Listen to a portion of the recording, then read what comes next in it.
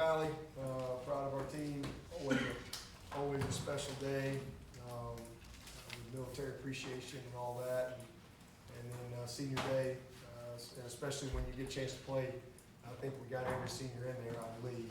It's always fun to be able to finish your season, at home, being able to play everyone. That was a blessing that it worked out that way.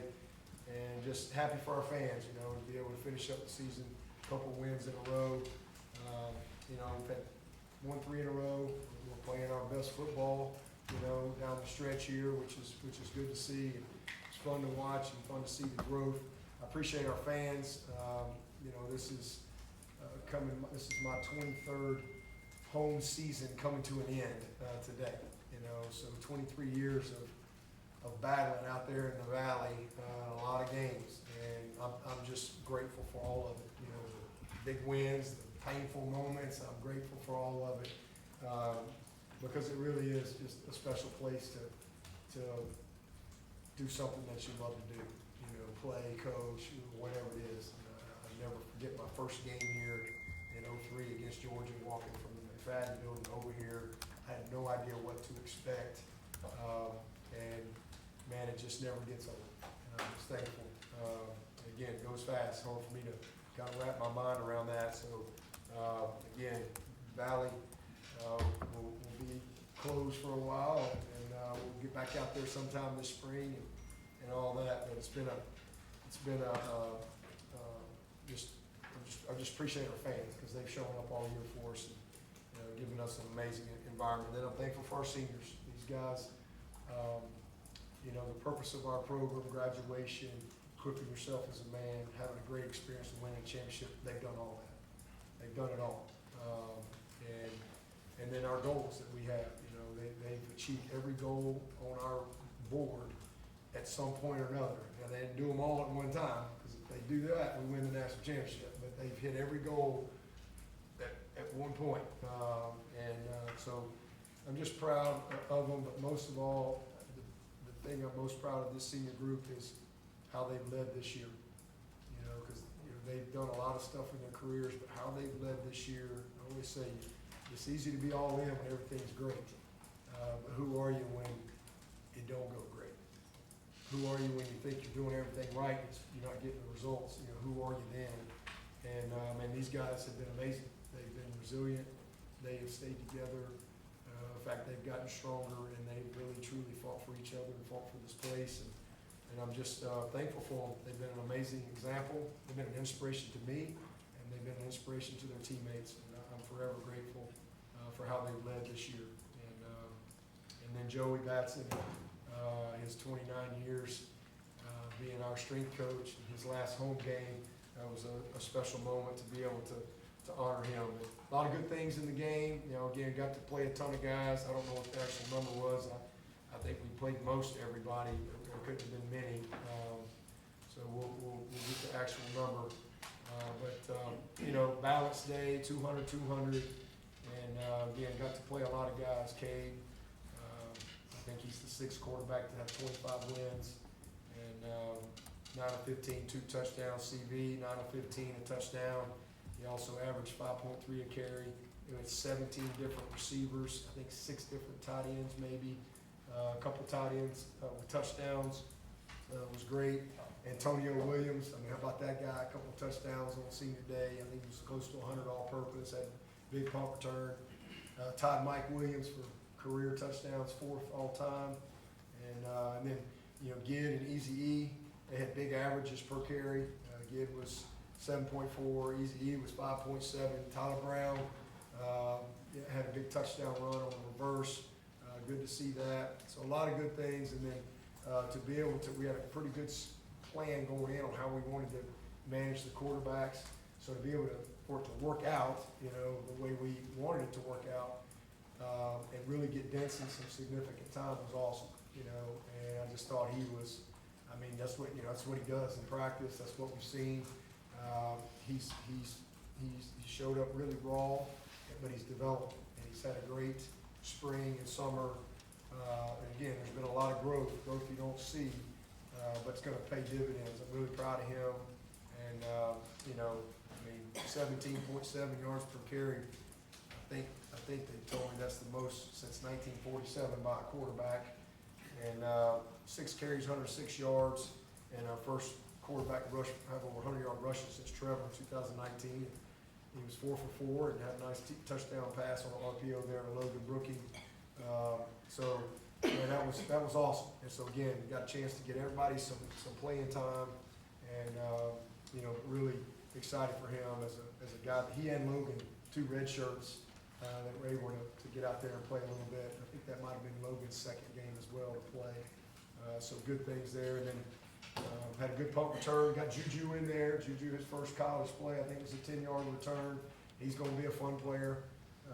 He's a guy we kind of got our arms around a little bit, kind of getting him where we need to go. But I think he's going to turn out to be an exciting player. Jack Smith, 48.5. Hoosier had 11 in a row, and then we had a miss there at the end. So a lot of good things in defensively. I think they only popped one good run. That was on the option. 66 yards rushing, 5 of 20 on 3rd and 4th down. A couple sacks, won the margin. 2 turnovers was big for us. And I thought Sammy Brown was just awesome. I mean, he is just blossoming into what we all felt like he could become throughout his career. Had a really good freshman year, and he's just kind of built on that this year, and more to come. So really proud of him. And again, defensively, especially in that first half, I just thought we did an awesome job. And then we got to play a lot of guys. And sometimes it can be frustrating on defense because, it's points. You don't just get to punt. It's yards, it's points and all that, but you just need to play some of those guys. And some of them got exposed a little bit, but that's how they get better. They got to go play, give us a chance to coach them and teach them and hold them accountable to what we're trying to do from a standpoint. So a lot of great things in the game, and just again proud of their effort. So now we'll look forward to a great week of prep. Enjoy this one tonight, and we got a big one next week. But we're bowl eligible. It's a big deal. Tim Bray told me that he said 130 years there's been 30 teams at Clemson start 1-3, and I think we're only the 4th team to rally back and get to the postseason. That's not what we were shooting for coming into the season, but you got to respond to where you are, and so to see them to respond that way and do something like that is awesome, and we just got to see if we can keep building momentum. Coach, you hated to see Lawson go down, Palmetto Bowl coming up. Anything on him? No, I think it's just a sprained ankle, so we'll just have to see where he is day to day. The big one is Olsen, so he's going to be out. He's going to have surgery. I think they said he has a patella tendon. I believe that was what you got to get the MRI, but they felt pretty confident that's what it was. So, not an ACL or that, but it's still, you got to go in there and fix it. Hate that, but he'll be the same thing that Kobe had to have. I think Kobe had the same thing last year, Cloud, and he's doing great. He's also bounced back too, but just hate that's a loss for us there. So again, it's Josh, Sapp, and Benny got to step up. Logan and Chef, those guys have to step up for us to get it done. 2 new starters in the offensive line today. Just what were your thoughts on the performance of that first unit? They did good. They did good. I thought they did some unique pressure stuff, especially when they're all up package. Brought some corner blitzes and a couple different pressures. They communicated well. Did a nice job. Cade had the one horrible. I guess it goes down as a sack. He's around it, right? So then they go down as a sack. That should have never happened. He held the ball for like 10 seconds. Had plenty of time to get rid of the ball there. But, I guess it goes on the OL. But they did a nice job. Did a good job with the opportunity they had. Amari Adams was unavailable.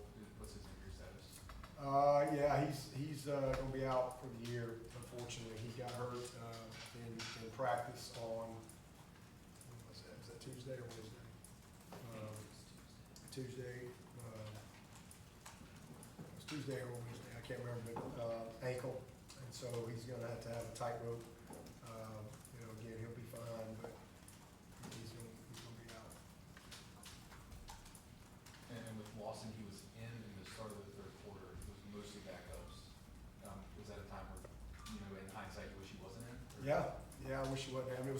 package. I thought we had everybody out, honestly, but that's a package where he's inside and, honestly, I didn't see, that's on me. That's 100%, I should, shouldn't have been in there, but if I'd have really seen it, I should have called timeout and got another game. But hey, it's a package, and he was kind of the only guy we had for that. But, that's football. I mean, those things can happen. Is it somewhat disappointing to still have the first team defense in there in the fourth quarter at one point? No, that's just, I mean, you got a bunch of backups, and yeah, you'd like to see him go in there and just shut them down, but you got a lot of guys that hadn't played much, and 31-10, we're like, hey, we need to get the ball back right here, and we need to go and get a stop. So I think it's good to see those guys be able to go in there and get the stop, but it's also great to be able to challenge and teach your backups, of where they are and what they got to do to get better. Some of them do great, but collectively as a group, we were a little disappointed with a couple of the things. But hey, they score right there. You're in a dogfight, so we need to stop them, and they did. Had they scored, would you put? Absolutely, Like, we put everybody back in there. Absolutely. I mean, all of a sudden you get in a little tight game, but again, I know that can get a little uncomfortable, but they need to play. Like, guys need to play. There's never a point where we felt like we didn't have control of the game, but you got to coach guys. The guys need to go play. They're gonna make mistakes. When you play 100-some guys, you're gonna have some things. But it's good for us to be able to teach. It's good for the development of the team, and be able to coach them off the tape instead of them being in the room and just watching somebody else get coached and learning. They can actually see themselves. So that's a plus for us. Coach, you mentioned a race stat, there's 4 teams with bouncing back from a rough start to a bowl win, or at least to a winning season. This has been a hill and valley definitely kind of season. How's it feel to win the last 3 games, the last 2 at home, the big road win on the road at Louisville? And how does it feel for the team as a whole, knowing that they have a chance to join that group, to have another great finish, like a couple years ago with the Gator Bowl? Yeah. And how does it feel? What does that say about this team from senior to freshman? Yeah, I mean, we've won 3 in a row. We're creating some momentum. It's fun. Celebration leads to replication, right? I mean, it's like, it's fun to celebrate, and good to see them be able to replicate that a couple weeks in a row here. So they've got some momentum. We're playing our best football right now, and so it's been fun to watch them grow. It's been fun to watch them battle. We've had all kind of different challenges along the way, and another offensive line in there today. A lot of guys have been out, losing Braden last week, now losing Austin Maury. I mean, that's football. But they just keep going. We'll see where Jaheim is. Hopefully he'll be back this week. But we'll see where he gets throughout the week. But I'm proud of him. I mean, it's been great. I mean, that's all you can do is they've had some heartbreak losses. Down to the last play. But how do you respond? That's all you can do. They've responded, in a courageous way, and they've stayed together, they've blocked out all the noise, and they just kept working. Coach, with the injury to Olsen Pat Henry, have you thought about who's going to start at tight end next week, and will there be a possibility to see increased utilization of Logan Brooking? That'd be Bencourt and Sapp. That's our starters. I mean, it'd be those guys. And yeah, definitely Logan. He's now our 3rd guy. And then Chef, and then Banks Pope. That's who we got. And Charlie Johnson, who can get in there and know what to do as well. But Sapp and Benny will be our starters in our 12 personnel.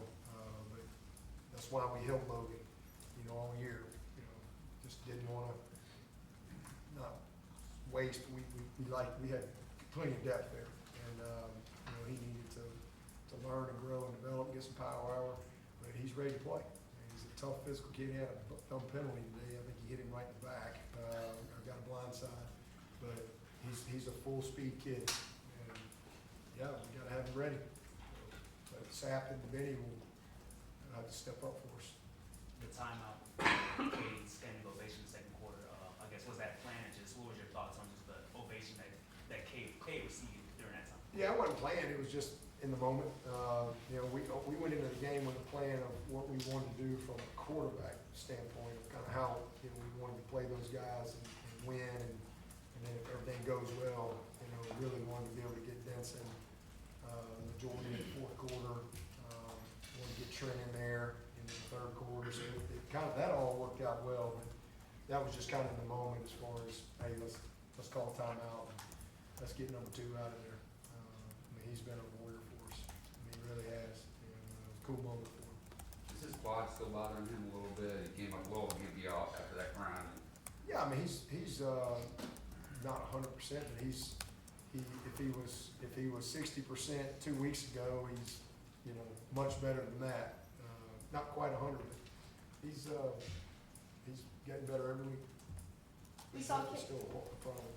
We saw Cade get really excited for Chris whenever he scored. What can you say about Cade's leadership and just how he's mentoring all the younger quarterbacks? Yeah, I mean, Cade's all in all the time. I mean, he just doesn't flinch. I mean, he's a leader, takes ownership. He sets a great example in everything he does. This kid, he's in the building all the time. He's in the rehab, prehab area all the time. I mean, he's played through a lot of pain. He's gritty. He's tough. His example is, you can't quantify it. What he's shown these young guys, and how he prepares, how he practices. He's the same guy every day. He's not a guy that's up and down from an energy standpoint. He is on all the time. When we step on the practice field, you get the best of Cade Clemson every single day. And you can't ask for a better example than that for all these other young guys. I'm really proud of him. It's a pretty star-studded senior class. What are you going to remember most about this group, and what makes this class special in particular? Yeah, I mean, what I remember most of what I said earlier, I mean, again, you know, they've all achieved their purpose. They're graduates. They've equipped themselves as men. They've all had a great experience. We've got 6-year guys, 5-year guys, 4-year guys. I mean, they've all stayed here because they've had a great experience. And then they've all won a championship. So that's the purpose of this program. They've achieved it. They've hit every goal. I mean, they have. So that's all great. But again, what I'm most proud about them is how they led this year. With high expectations, disappointment, a lot of negativity and noise around our program, they never let that stuff in our building. They never let it on the practice field.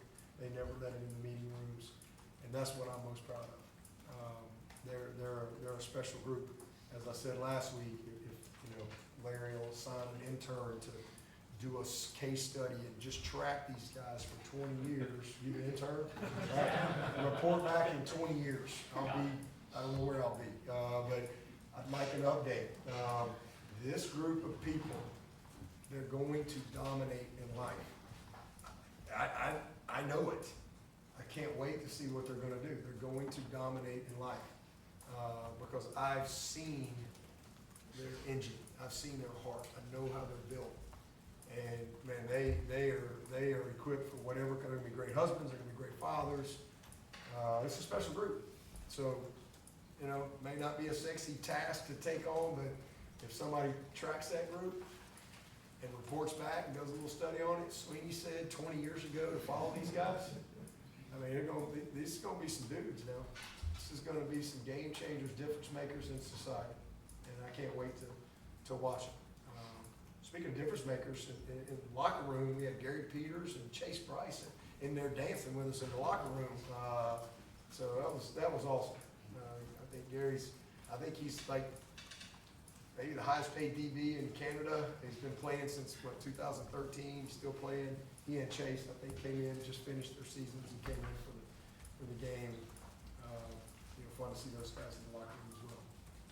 How much fire are you expecting to see over the next week and motivation from this group to go to Columbia and, as Cade said, flip the script? Yeah, I mean, it's the state championship. I mean, it doesn't matter if you're 12 or 11-0 or 0-11.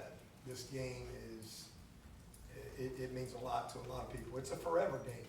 You know, there might be some games along the way you'll say, "What happened in that game?" Somebody will be like, "Yeah, I don't really remember." But you remember this one. All right, everybody lives with this one. This is one of those games. I mean, you don't have to say a whole lot this week. Everybody knows, what's at stake, and both teams want the same thing, and you gotta play well. You don't really have to do anything different. The same things win a rivalry game that win any game.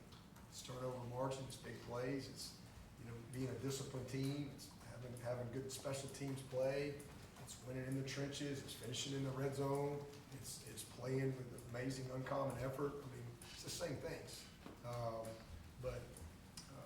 It'll be fun. It's always exciting to be a part of this game. 13 Alabama Auburn games, and this is my 23rd Clemson South Carolina game. So whatever that is, because that 36 is my 36th rivalry game. Just like, it means a lot to a lot of people. And I look forward to the challenge this week. We'll have a great week of preparation. Go in there and give it all we got. Antonio pretty much confirmed after the game that he's going. He's not going to come back next year. He told us. I mean, he said, Oh, yeah, he's definitely going. He's graduating. Unless you can talk him into coming back. I guess he's got another year. I think he's got another year, but no, he's ready. He's ready. He's ready. Somebody's going to get a great one. He's as good as we've ever had. He's different than some of the guys. He's different than Sammy. He's different than Mike. He's different than Nuke. He's different than T. He's different than Hunter. He's different than, a lot of these great ones we've had, but he's as good as any of them. He's a special player. He is a complete player and going to be a great pro. And I'm really proud of him. I've really enjoyed coaching him, challenging him, teaching him, encouraging him. He'd probably tell you I was really, really hard on him early in his career, really hard. But I also knew what he could be, and that's my job is to push him to become the best version of him. That's what I'm supposed to do. But he has to decide if he's going to accept the challenge and buy in. And boy, did he! I mean, he's become an amazing leader. I saw his mom and dad out there today, and just it's great to be able to hug their neck, and they're so proud of him. His grandmother, I see her all. She comes to about every practice. She lives in Greenville, and she brings her chair and sits at practice all the time. And she's his biggest fan. I'm gonna miss her. She comes up and listens to my talk after practice, every practice almost. So I just love his family. That kid he's special, special player, special. That catch he made, kind of long shoulder, being able to keep his balance, his control, awareness of where the pylon and goal line was. That's a big time play. That is not an easy play, but he makes it look easy, and that's what those great ones do. So he won't wait long to hear his name called. He'll be one of them early guys that'll get his name called. He'll do great things. He'll have a great career. You scored in the final minute. What was the philosophy there? Just keeping guys on the field, Vincent and everybody? Just let him play. I mean, you don't know if they're gonna score. I mean, they tackle you. Just call it a run play. So just trying to let those guys play. That's it. Those guys need to play. They practice. And you got your fourth quarterback in there, and he needs to play every rep. So it was good to see and fun to see him find a way to get in the end zone in the last one. Coach, in terms of the secondary and the safeties, have you seen an improvement in them since the Duke game? Absolutely, a big improvement. Yeah, they've done. There's been Tom's done a good job in just some things as far as kind of their meetings and stuff. I think it's helped them from just a communication standpoint on all of them, and they've made a lot of nice plays. Ashton and AB have been really, really solid. I think they've had about 4 good games in a row. They're playing some good football for us. Khalil had a couple good plays today. Ricardo, Roman had a nice play. I think he had a big TFL at one point. Again, we got to play a lot of guys, so not a lot of us. We had a couple games in a row where we had some massive busts in the game. You play 50 plays great, and you have 3 horrible plays, but they cost you. So they've been much better. Coach, what does Chris Denson's progression stack up to other first-year QBs you've coached in the past? I mean, from a physical standpoint, he's progressed great, because he was kind of a lean, slender guy coming in here. And so he's worked his butt off in the weight room. Where he first got here, you look at him physically, you know, his lower body development and his upper body, he's really improved physically. And then he's kind of been Taj's project. You know, Taj has really kind of had his hands on him every day. They work. You know, they do a lot of post-practice stuff. I mean, the kid's a grinder. I mean, he's a very committed guy. He's a natural leader. That's been fun to see. You know, he's just it's not something that he has to work at. I mean, he is just a natural leader. He's got a great presence to him, great demeanor. And so it's been fun to see his confidence grow. He's one of those guys, like early on, it's one of the qualities I liked about him early on. I knew he didn't really know what was going on early, but you would never sense that with him. You know, he's just like that all the time. You know, he's like the duck on the water, and feet make, but you don't see that in him. He's just like that. And that's a great quality to have in a quarterback. But he's a very smart kid. He's a high football IQ guy. He really understands, you know, and even though he hasn't been playing, he's redshirting, he's really learned a lot mentally. Like, again, it's stuff that you don't see. Like, he knows how to, you know, ask questions. He knows how to watch tape. He knows, you know, he's taken a lot of ownership of learning from Cade and those guys in the corrections at practice or corrections in the game. He's been back and forth. You know, he's gotten a lot of work on the scout team, just getting reps. And then, you know, when he's come over and got some reps with us, he's done a good job there. The last, you know, 3 or 4 weeks, we've done a lot of scrimmage work on Tuesdays.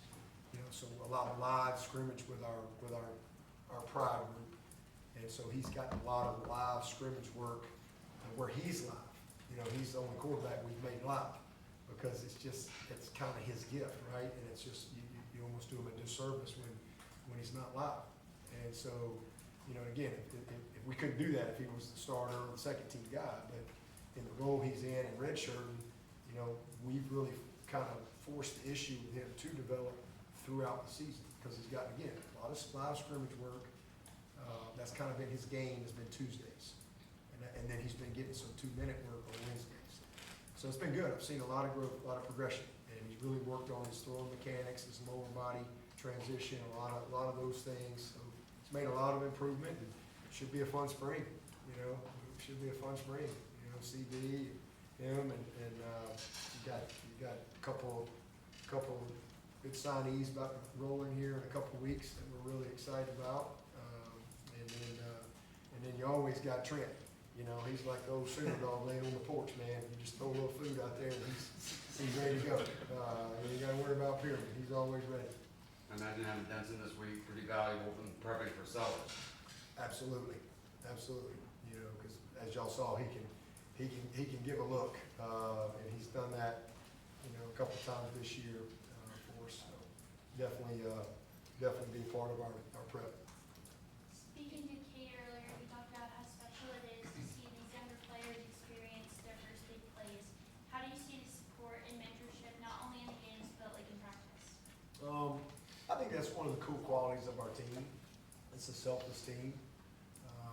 In fact, I had a young man named we call him TC. His name's Tyler Connor. You know, he's a walk-on kid on the roster that, you know, knows his role, works his butt off in his role. He's a very selfless kid. Scout teamer. You know, he came up to me after and he was like, Coach, I really want to recognize Tristan Lee because, you know, he was fighting for me to get in the game. He was over there really fighting for me to get in the game. And I just think that's who we are as a team. We got a lot of selfless guys, and you know, they all care about each other, and they look out for each other, and they celebrate each other. So I think that's a cool thing, and that's always one of the fun things in a game like this when you do get a chance to play a lot of guys is seeing the guys who play a lot, you know, really be able to, you know, get on the sideline and support their teammates. You know, whether it's quarterbacks, running backs, OL. We got big Cardoni out there. You know, he's 6'9". That poor DN's probably like, who the heck's this guy? You know, you take Blake Miller out, you take Ian out. Here comes 6'9" Cardoni out there. You know, so it's just fun to see the team excited to see guys get in there and get an opportunity to play. Tristan Martinez, I think he got a catch. The kid's from 4,800 miles away, he's from Hawaii, Honolulu. And, to see him get a catch on senior day was really cool. Zach Jackson, Banks Pope and Chef got the positive out there today. So it's just fun to see all those guys and see the team be excited for him to get out there and make some plays. Fletcher Cotham's not a senior, but to see him go out there and make a big TFL, that was awesome. You touched on Joey Batson, but almost 30 years here at Clemson. What has he meant to this program? Well, I'm not here without Joey Batson, and that's one of those decisions. I've made a lot of good decisions, but I've made some bad ones too. But I think I've made more good than bad. But when I got the job, probably the most hated person in this program, other than me, the most unpopular person other than me, was Joey Batson. I can't tell you how much bad emails I got, and letters I got. That was back when I actually read that stuff. I didn't know any different when I first got the job. I actually read my mail, and now I don't read none of that. So if I read it, it's because somebody's saying something nice. We love you, coach. So all these people that take all this time to write all this bad stuff to me, I don't read it. So, but hopefully it make you feel better. It was. You got to fire Joey Batson. You got to get rid of Joey Batson. You're never going to win with Joey Batson. You're never going to this and that. But I had watched Joey Batson for 6 years, and I knew who he was. Joey Batson wasn't the problem. He wasn't the problem.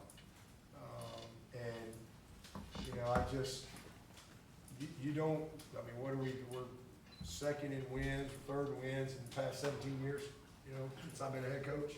I guess Alabama and Clemson. We've won a lot of games, and people say we don't play nobody. Well, we're 3-1 against Ohio State, and 4-2 against Notre Dame, and we've beaten Coach Saban in Alabama in 2 out of 3 national championships, and we lost one 45-40. We've won a lot of big games and a bunch of big moments along the way. That doesn't happen if you don't have a captain down in that engine room that knows what he's doing and is elite at what he does. So I wouldn't be here.